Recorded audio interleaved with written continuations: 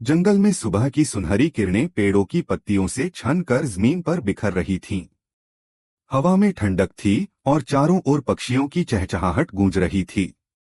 ये एक जादुई सुबह थी। जी एक निडर और मस्तमौला जंगल लड़का पेड़ों के बीच उछलता कूदता दौड़ रहा था।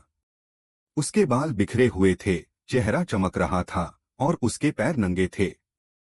वो तितलियों के झुंड के पीछे भाग रहा था जैसे कोई खेल हो। अचानक उसकी नजर जमीन पर पड़े कुछ गहरे और बड़े कदमों के निशानों पर पड़ी। वो तुरंत रुक गया और झुककर निशानों को ध्यान से देखने लगा। ये किसके निशान हैं? स्की ने खुद से पूछा। निशान बहुत बड़े और गहरे थे, जैसे किसी भारी जानवर के हों। स्की तेजी से अपने दोस्त बोंडो भालू के पास पहुंचा, जो एक पेड़ के नीचे बैठा शहद की खुशबू सूंघ रहा था। बोंडो, चलो तुम्हें कुछ दिखाता हूँ, स्की ने उत्साहित होकर पुकारा। बोंडो धीरे धीरे उठा। अब कौन सी नई शरारत है कि उसने सुस्त अंदाज में कहा। लेकिन जब उसने निशान देखे तो उसकी आंखें चौड़ी हो गईं। ये तो किसी बहुत भारी जानवर के निशान लगते हैं, बोंडो ने कहा। दोनों दोस्त निशानों का पीछा करते हुए कालू तेंदुए के पास पहुंचे, जो एक ऊंचे पेड़ की डाल पर आराम कर रहा था। स्की ने उसे जगाया और सारा किस्सा सुनाया। कालू तुरंत नीचे आया और निशानों को ध्यान से देखकर बोला, ये कोई गुमशुदा जानवर लगता है। हमें इसे ढूंढना होगा। तभी पास की पेड़ों से आवाज आई, क्या मैं भी साथ चलूं? चीकू बंदर बेल से झूलता हुआ नीचे आया और मुस्कुराकर बोला, ये तो मजेदार लग रहा है। अब चारों दोस्त जंगल के अंदर कदमों के निशानों के पीछे चल पड़े। रास्ता जैसे जैसे गहरा होता गया, जंगल शांत और रहस्यमय होने लगा।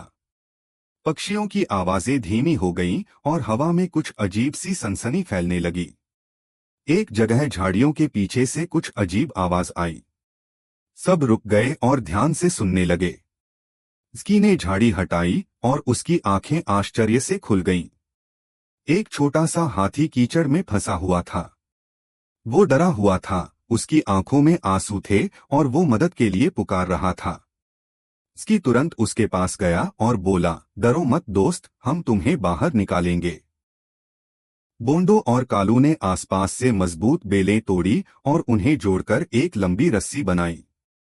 चीकू ने फुर्ती से रस्सी को एक पेड़ की डाली से बांधा। अब सब मिलकर खींचो, स्की ने जोर से कहा। चारों ने मिलकर रस्सी खींचनी शुरू की। धीरे धीरे हाथी बाहर आने लगा।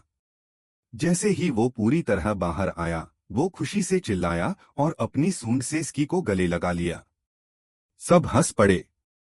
वापसी के रास्ते पर कालू ने कहा, सच्चे दोस्त वो होते हैं जो बिना किसी स्वार्थ के मदद करें। स्की ने मुस्कुराते हुए कहा, और यही हैं जंगल के असली दोस्त। नैतिक शिक्षा। बिना किसी स्वार्थ के दूसरों की मदद करना ही सच्ची दोस्ती होती है।